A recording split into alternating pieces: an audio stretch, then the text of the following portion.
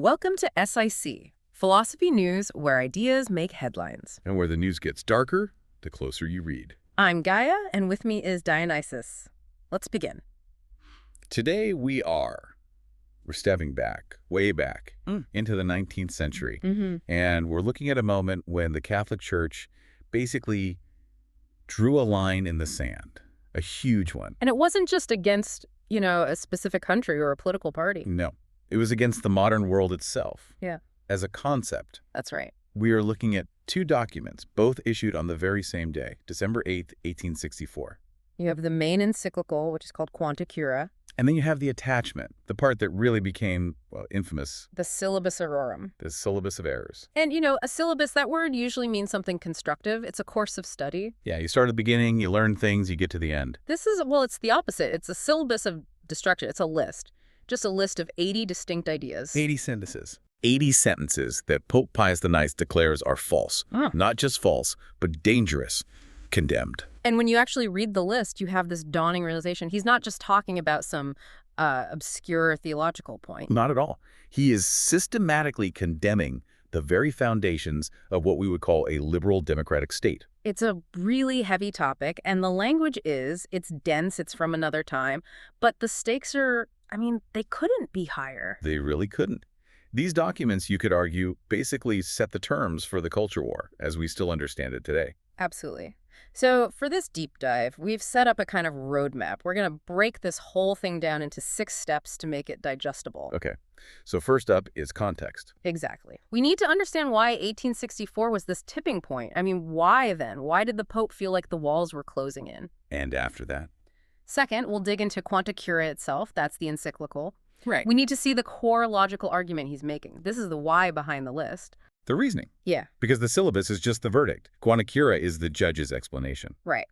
And third, then we tackle the syllabus. We'll actually go through some of the biggest points on that list and, dismantle the specific condemnation, see what he actually forbids. Which is a lot. It is. And that brings us to the really tricky part. Step 4. The stakes. Freedom. Truth. Authority. All the big ones. All the big ones. Then for our 5th step, we'll look at the afterlives of these texts. How do they still shape the way we even define church versus state today? A long shadow. It is. And finally, we'll end with the closing question, a little provocation for you, the listener, about the very nature of error. Sounds good. Let's get into it. Okay, so step 1, the context. Why a verdict and why now? Why does Pius IX feel this urgent need to drop this philosophical hammer in 1864? You really have to try and feel the atmosphere of the time. If you read the first few paragraphs of Quanta Cura, it doesn't read like a philosophy paper. No, it doesn't. It reads like a battlefield dispatch, a crisis report from a city under siege. He uses some incredibly dramatic language. He talks about a horrible tempest. A horrible tempest, damaging commotions. He describes the world, the civil commonwealth, as being shaken to its foundations by evil men. It's almost apocalyptic. There's a line about people foaming out their own confusion, like the raging waves of the sea. That's biblical, right? It is. It's straight out of the Epistle of Jude. He is framing this as a spiritual battle of cosmic proportions. And to get why he's reaching for that kind of language, you just have to look at a map of Europe. In 1864. In 1864, you're in the middle of the Risorgimento. The unification of Italy. Right. And we forget this, but for over 1,000 years, the Pope wasn't just a spiritual leader. He was a king, a literal monarch. He ruled the Papal States, a huge chunk of land right in the middle of Italy. A massive territory. But by 1864, the armies of unification, led by figures like Garibaldi and Cavour, are literally knocking on the gates of Rome. They want his land. They want Rome to be the capital of a new, secular, unified Italian kingdom. So yes, he is feeling a direct physical threat. His kingdom is shrinking before his very eyes. But it's not just about the land, is it? For him, that's just a symptom of something deeper. That is the absolute key. The physical threat is just the manifestation of spiritual disease. And that disease has a name: liberalism. And we have to stop here for a second because that word is so loaded today. When we say liberalism in this deep dive, we're not talking about the Democratic Party in the U.S. or, modern left-wing politics. No, that's a crucial distinction. We're talking about classical liberalism, the whole philosophical project of the Enlightenment. The idea that the individual is the primary unit of society. That authority comes not from God, but from the consent of the governed. And, most importantly for this discussion, the idea that the state should be secular, that church and state should be separate. And Pius IX looks at all of this, at this whole intellectual movement, and he doesn't see progress. He doesn't see freedom. He sees an assault. A lethal assault. And this brings us to how these documents define error. It's so important for the listener to grasp this. We tend to think of error as, an honest mistake. Like, oops, I made a calculation error, or we have a difference of opinion on economics. That is not what Pius IX is talking about at all. The text itself, it calls these errors a contagion. It uses the word pestilence. Exactly. It's the language of medicine, of virology. For him, a false idea isn't just a private mistake. It is a public health crisis. It's a threat to salvation, which is eternal, and to the social order, which is here and now. And if you genuinely believe that, if you believe that a certain idea literally leads souls to hell and causes society to collapse into chaos, what do? You don't debate it? You don't host a seminar. You suppress it. You contain it. He says he must warn the flock to abhor and shun all the said errors as they would the contagion of a fatal pestilence. To a modern ear, that sounds, it sounds almost hysterical. It sounds like a total panic. It sounds hysterical if you think ideas are just harmless concepts we play with in universities. Yeah. But if you think ideas have real eternal consequences, it's actually perfectly rational. He sees himself as a shepherd. He uses that exact metaphor. His job, he says, is guarding the flock from poisoned pastures. I like that image, poisoned pastures. Because it's so instructive. If you're a shepherd and you know that a particular field is full of poisonous plants, what do? You don't let the sheep wander in. You don't say, well, let's let the sheep decide for themselves in the marketplace of ideas. You don't say, let them graze there and see if they enjoy the taste. No. You build a fence. You quarantine the field. You quarantine it. The atmosphere is defensive, it's urgent, and it is absolutely uncompromising. And that really is the dark pivot of this whole discussion, isn't it? It is. When you frame error not as a mistake, but as a contagion, argument stops being argument. It becomes quarantine. And Quanta Cura and the syllabus are the quarantine order for the modern world. Okay, so that sets the stage. Let's move into segment 2 and actually unpack the argument in Quanta Cura. The why behind the list. Right. The syllabus is just 80 no's. Quanta Cura is the explanation. So what is the central axis of the argument? What's the root of the problem for Pius? The primary target, the intellectual virus from which all the other symptoms spring, is what he calls naturalism. Okay, let's define that very carefully. What does he mean by naturalism? He defines it for us very clearly in the text. He says naturalism is the belief that human society should be constituted and governed without any regard whatsoever to religion as if it did not exist. Or, and he adds this, even if it does exist, we should make no distinction between true and false religions. Exactly. It is the core idea of the secular state. The idea that government should be religiously neutral and religion is just a private affair, a hobby, like collecting stamps or bird watching. And to us, to the modern listener, that sounds normal. That's the baseline for democracy. To Pius IX, it is a world-ending catastrophe. He uses incredibly strong language for this, particularly about the idea of absolute liberty of conscience. He quotes his predecessor, Gregory VI, and calls it insanity. The Latin word he uses is delirimentum. Delirium. Insanity. Think about that word choice. Yeah. He isn't saying that secularism is, imprudent or suboptimal. He is saying it is a complete break from reality, a societal hallucination. And he lays out a logic for this. It's a chain of inference. He's arguing that if you start from this premise of naturalism, you will inevitably end up in a very dark place. Yes. And we need to trace that chain because whether you agree with him or not, it is a coherent argument. Let's walk through it. What's step 1? Step 1, you remove religion from public life. You declare the state to be secular. Okay. Step 2, in doing that, you necessarily remove what he calls the true and germane notion of justice. Why? What's the connection there? Because if there is no higher divine law that is recognized by the state, then where does justice come from? What is it based on? The text says that when you lose divine justice, something else takes its place. Yes. Material or brute force is substituted in the place of right. That's step 3. So if justice isn't from God, it's just from whoever has the most power, the biggest army, the most votes, the most money.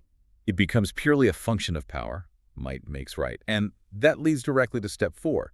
The result, Which is? a society that becomes obsessed with one thing, the accumulation of wealth. The text specifically mentions uncurbed cupidity, unchecked greed. So let me trace that back. The argument is secularism leads to a loss of justice, which leads to a rule by brute force, which ultimately just becomes a society based on materialism and greed. Yes, that's the shame.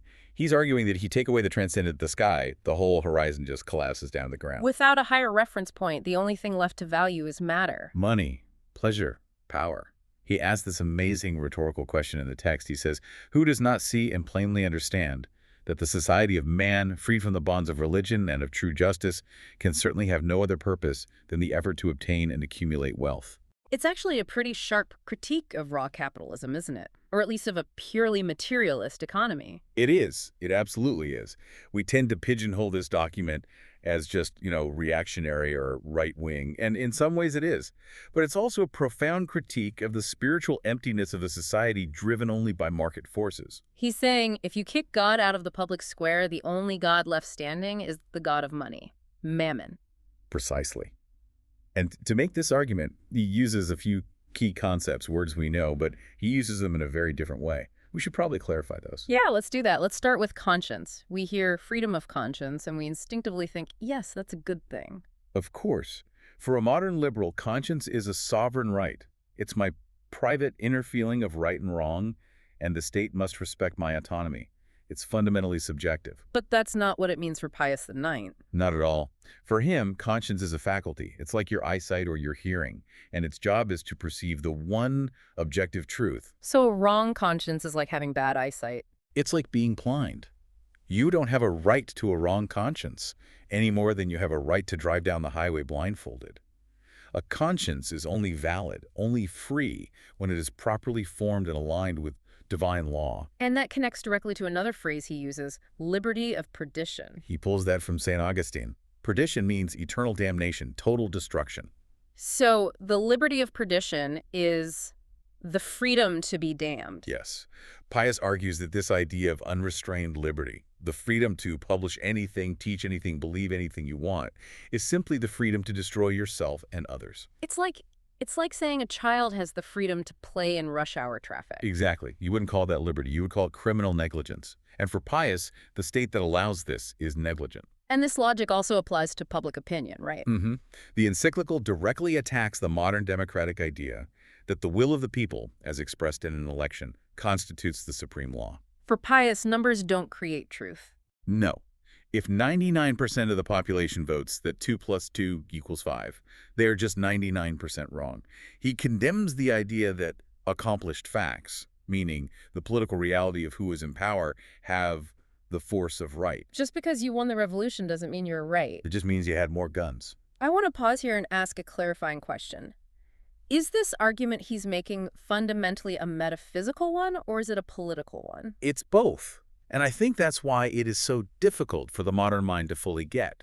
We are trained to separate those things. Right, we have our politics in this box and our metaphysics, or our religion in this other box over here. And Pius IX is saying that is the root of the entire problem.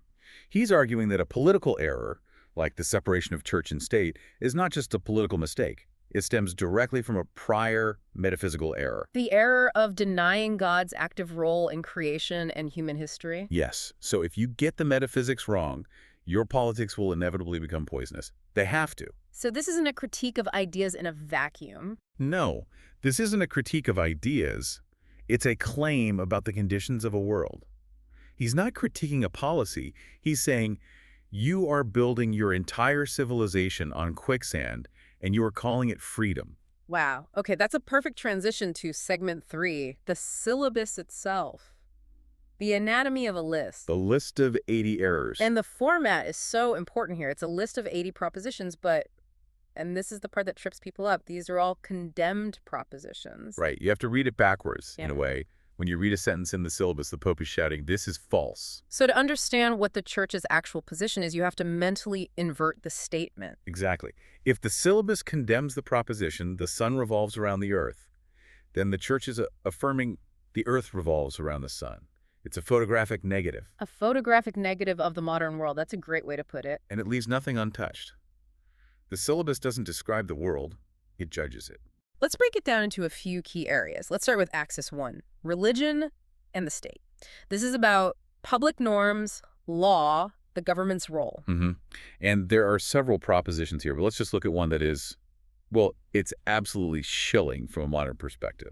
Proposition 39. What does it condemn? It condemns the idea that the state, as being the origin and source of all rights, is endowed with a certain right not circumscribed by any limits. Okay, let's unpack that. He's condemning the idea that the state is the source of all rights. Yes. Think of the implication of that. The standard modern liberal view is that the state, the Constitution, the people, the social contract, is the ultimate source of our rights. We say the First Amendment grants us the right to free speech. And Pius condemns that entire framework. Because if the state is the ultimate source of rights, then the state can take them away. Worse, then the state is God. That is the logic. If there is no higher authority, no higher law that circumscribes the state's power, then the state is, by definition, totalitarian. Even if it's a democracy. Especially if it's a democracy. A democratic majority can be just as tyrannical as any king if it believes it is the source of right and wrong, and recognizes no law higher than its own will. So that's the danger he sees, the complete collapse of any independent spiritual authority that can stand up to the state. And that's why he condemns Proposition 55, which is the idea that the church ought to be separated from the state, and the state from the church. For him, separating them leaves the individual naked and alone before the absolute power of the government. And the counter idea here is something like Proposition 19, where he says the church has its own proper and perpetual rights that don't come from the government. Correct. The church isn't just another nonprofit organization that needs a permit from City Hall to operate. In his view, it's a sovereign institution founded by God himself. It doesn't ask for permission. Okay, let's move to Axis 2. This is the one that really clashes with, say, American constitutional values. Freedom of conscience, press, and opinion. This is where it gets really uncomfortable for us. Look at Proposition 79. What's the condemned thesis there? It condemns the idea that citizens have a right to all kinds of liberty to manifest any opinion openly, by word or by print. Okay. And then comes the kicker. It condemns the idea that this absolute freedom does not corrupt the morals and minds of the people. So he is explicitly stating the opposite. He's saying that total, unregulated freedom of speech does lead to the corruption of morals. Yes, absolutely. And the reason for this goes back to a term we mentioned earlier, indifferentism. Remind us what that is. Indifferentism is the belief that one religion is as good as another. Or, more broadly, that truth doesn't really matter. What matters is your sincerity or maybe the social utility of a belief. And if you allow every single opinion, no matter how false or depraved, to be broadcast with equal status, you're implicitly teaching the public that all opinions are of equal value. You're teaching them to be indifferent to the truth. You create a marketplace of ideas where truth is just one product on the shelf, right next to half-truths and outright lies. And Pius's position is stark. Error has no rights. People have rights, including the right to be corrected, but error itself does not. So giving a public platform to a destructive falsehood is not freedom, in his view. It's negligence. It's poisoning the well. Exactly. It's an interesting thought, isn't it, in our own era of, disinformation and concerns about social media algorithms radicalizing people. The idea that manifesting any opinion whatsoever might actually corrupt the mind, well, it hits a little differently today than it might have 20 years ago. That's the deep irony. We are, in a secular way, rediscovering the fear of poisoned pastures. We just define the poison differently. We call it misinformation or hate speech. Pius called it heresy. But the underlying logic that some ideas are dangerous contagions that society has a right to protect itself from is actually quite similar. We just disagree profoundly on who gets to decide which ideas are the virus. That's a fantastic point. Okay, let's go to the third and final axis: rationalism, progress, and liberalism. This is the big picture, the philosophical foundation. Right. So you have Proposition 3, which condemns the idea that human reason, with no regard to God, is the sole arbiter of truth and falsehood. This is the rejection of pure rationalism, the idea that we can figure everything out on our own without any need for revelation. Yes, but the real thunderclap, Yeah. the one everyone remembers, is the very last one. Proposition 80. The famous Proposition 80, the mic drop moment. The mic drop. It condemns as an error the idea that The Roman pontiff can and ought to reconcile himself with and come to terms with progress, liberalism, and modern civilization. It's just a flat no, a declaration of non-reconciliation. It sounds like a declaration of war on his own century. It is the ultimate final rejection. It is the Pope of the Catholic Church looking at the entire project of the 19th century and saying, I will not adapt. You must adapt. It's breathtaking in its audacity. Is it just stubbornness, though? Is it just an old man yelling at a rapidly changing world? I think it's deeper than that. From his perspective, it's a refusal to subject the absolute, which for him is God, and the eternal truths of the Church to the relative, which is the political and social fashion of the current year. He's afraid that if the Church marries the spirit of the age, she will be a widow in the next age. Oh. He understood that a word like progress is an empty vessel. Progress towards what? If it's progress away from God, then by definition he cannot reconcile with it. So we've dismantled the list. We've seen these massive collisions. Church versus state, divine truth versus popular opinion, eternity versus progress. This brings us to segment 4, the philosophical core. What is really truly colliding here at the deepest level? Yeah, we have to go meta level now. This isn't just about policy disputes. At its heart, this is a conflict over the source of norms. Okay, unpack that phrase for us. Source of norms. In the modern view, the liberal democratic view that Pius is condemning norms come from procedural agreement. We vote, we debate in parliament, we write a constitution, we sign a contract. Exactly. The accomplished facts determine what is right. If we all agree through a legitimate process that X is now a right, then X is a right. Morality is a kind of consensus. But for Pius IX? For Pius IX, norms come from revelation and tradition. They are handed down from God. Truth is external to the human will. It is discovered, not created. So it doesn't matter if 100% of the global population votes that theft is morally acceptable. It changes nothing. Theft remains a sin. The norm is fixed, objective, and transcendent. And this fundamental disagreement about the source of truth leads directly to the massive collision over the concept of freedom. Yes. This is the absolute heart of the misunderstanding between the church of that era and the modern world. For liberalism, freedom is choice. The capacity to choose between A and B, or A, B, and C, without external interference. Right. You might call it freedom of indifference. The content of my choice doesn't matter as much as the fact that I am the one choosing. I can do what I want as long as it doesn't harm others. But for Catholicism, and especially for Pius IX in these documents, freedom is something totally different. It's alignment with truth. You are only truly free when you are choosing the good, when you are doing what you were designed by God to do. Can you give us an analogy for that? It's a tricky concept. Think of a train on a railway. Is that train free when it derails, jumps off the tracks, and can now, in theory, go anywhere it wants in the open field? No, it's stuck. It's immobile. It's useless. Right. The train is only truly free to fulfill its purpose, to travel at high speed from one city to another when it is confined to the tracks. The tracks are a limitation that enables its true freedom. And Pius sees the moral law of God as the tracks. Exactly. If you leave those tracks, you aren't free. You're just a wreck in a field. This comes back to that idea of indifferentism we talked about. The syllabus condemns the idea that you can find salvation in any religion you choose. Because for Pius, the freedom to choose a false religion isn't a right. It's a trap. It's the freedom to drink poison. And if I see you about to drink poison and I knock the cup out of your hand, am I violating your freedom or am I saving your life? Pius would say, I am saving you from the liberty of perdition. This creates a completely different vision for the role of the state then. Totally different. In the liberal view, the state is a neutral referee. Its main job is just to keep us from hurting each other while we pursue our private goals. But in Pius's view, the state has a positive duty, a duty to help its citizens get to heaven. Or, at the very least, a duty to not make it impossible. A duty to prevent the public square from becoming a cesspool of error that will lead souls astray. We should be clear on one point, though. The church doesn't reject reason. No, absolutely not. We have to be clear on that. The syllabus condemns rationalism, not reason itself. The Catholic intellectual tradition is deeply philosophical and reason-based. So what's the distinction? What Pius rejects is autonomous reason. Reason that declares its independence from God. Reason that sets itself up as the sole and ultimate arbiter of all reality. So let's try to synthesize the horror here. Because for different people, this document is a horror story for very different reasons. It is. If you're a modern liberal reading this, the horror is the catastrophic loss of autonomy. The idea that some distant authority, a pope or a king, could tell you what books you're allowed to read. What you're allowed to say in public, how you must educate your children?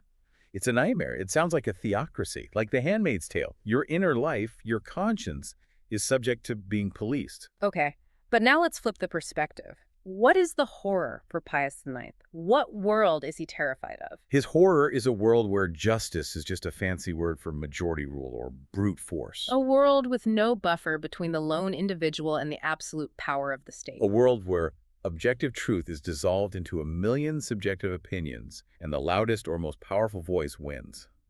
He looks out at the emerging modern world and sees a society that has proudly cut its own anchor chain and is now drifting helplessly into a Category 5 hurricane. He sees a world where brute force becomes the only real law in the end. And, when you look at what came next, when you look at the 20th century, The rise of totalitarianism, fascism, communism, total war, states that explicitly declare themselves to be the origin and source of all rights, and then proceeded to devour millions of their own citizens. you start to wonder if the old man in the Vatican saw something we missed. He warned quite clearly that if you remove God from the equation, the state will inevitably become absolute. And the historical record of the 20th century might suggest he was right about that specific danger, even if one completely rejects his proposed solution. It's a chilling thought. The state became the very god he was afraid it would become. That brings us to our outro, the afterlife of the text. We know how the story ends politically. Pius IX lost. He lost completely. The Papal States were conquered. Rome itself fell to the Italian army in 1870. The Pope became a prisoner in the Vatican. And the modern secular state became the default model for governance across the entire world. Right. And the Church itself, much later, at the Second Vatican Council in the 1960s, developed a very different approach to religious liberty, one that was framed in terms of the dignity of the human person. Theologians still argue furiously about whether that was a contradiction or a development. But the core philosophical question that Pius raised, that remains. It absolutely does. The question today isn't about whether the Pope should have an army or rule a country. The deeper question is, can a society sustain a coherent moral order without any reference to a transcendent truth? Can we have a robust concept of human rights if we don't believe in anything higher than the human? Pius IX would give a resounding no. He would say that without God, rights are just temporary privileges. They're permissions granted by the government. And what the government grants, the government can take away. Exactly, when the political winds change or a new majority comes to power. And that leads us directly into our final provocative thought for you, the listener. We mentioned Proposition 39 earlier, the condemnation of the idea that the state is the origin and source of all rights. So here's the question for you, listening to this right now. You almost certainly believe that you have rights. Freedom of speech, freedom of assembly, a right to privacy, a right to life. But where did they come from? If your answer is they come from the Constitution, well, the Constitution can be amended or abolished. If you say they come from the consensus of our society, well, we know that social consensus can change, sometimes dramatically and terrifyingly. So the final question is this. If the state grants you your rights, who do you appeal to when the state decides to take them back? Pius IX warned us. If there is no one and nothing above the state, then the state is God. And the state is a very jealous God. Something to think about. For C, Philosophy News, I'm Gaia. And I'm Dionysus.